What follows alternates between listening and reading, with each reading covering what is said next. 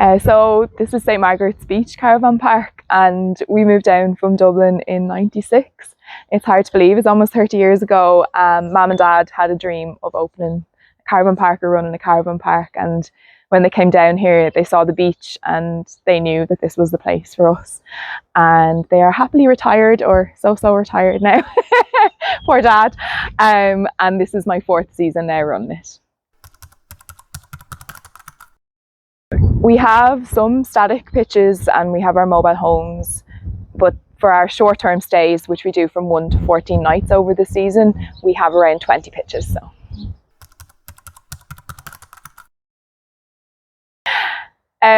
that's a really timely question, because it was my dad's 70th last week, and we had the photos of the park and how it's changed since they've moved, and they just poured their heart and soul and energy into here. So it was essentially a field when we came.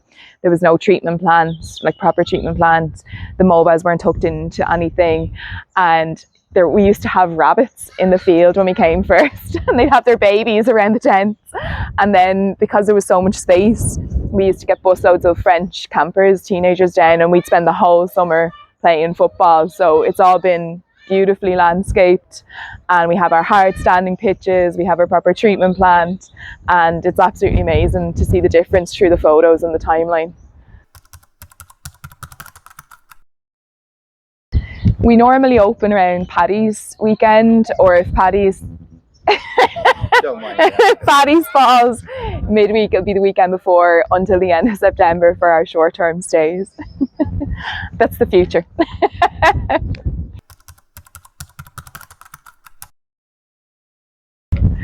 I think for anyone who's self-employed will know that it's kind of hard to pace yourself. So particularly in the summer here, you're on call 24/7, and anything can come up. Be that with the treatment plant or something that's an easier solution. So definitely the hardest part is trying to pace yourself to make sure you have the energy to still be smiling at the end of September.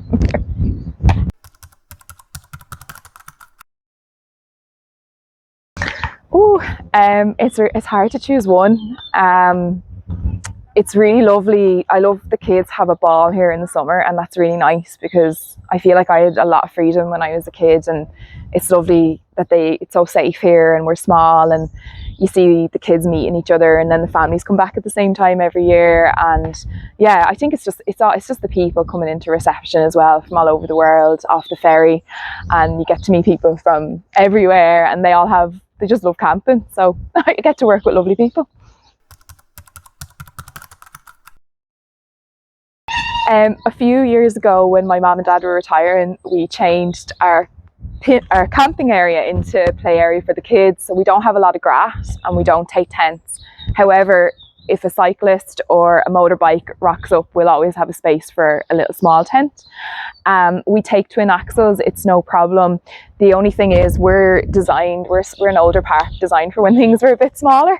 So not all of our pitches, we only have a handful of pitches that will fit the bigger vehicles. It's really important to book early if you have a large caravan, and to let me know as well so I can put you in the right pitch.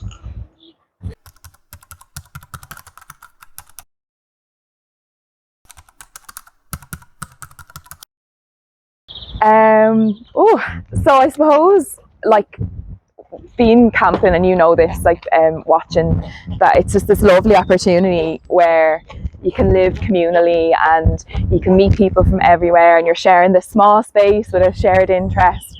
So I think my pet peeve is, people who don't really think about others in their actions. Like, for example, they might leave the showers a bit dirty or sinks a bit dirty, so the next person going in, they're coming in and it's not a nice environment for them to enjoy having a shower, or they letting your dog poo and not cleaning it up, and then you've got kids having a great time running around in their bare feet, and then they're running into poo, or driving real fast in, and when kids are on bikes or there's people walking around, and then noise at night time as well. So if you want to decide you want to party and it's midnight and everyone else is in bed, or you're up real early because you're an early morning person, so I think it's just yeah, it's the very, very, very odd few campers that we get here who just don't think about the safety and enjoyment of everyone else.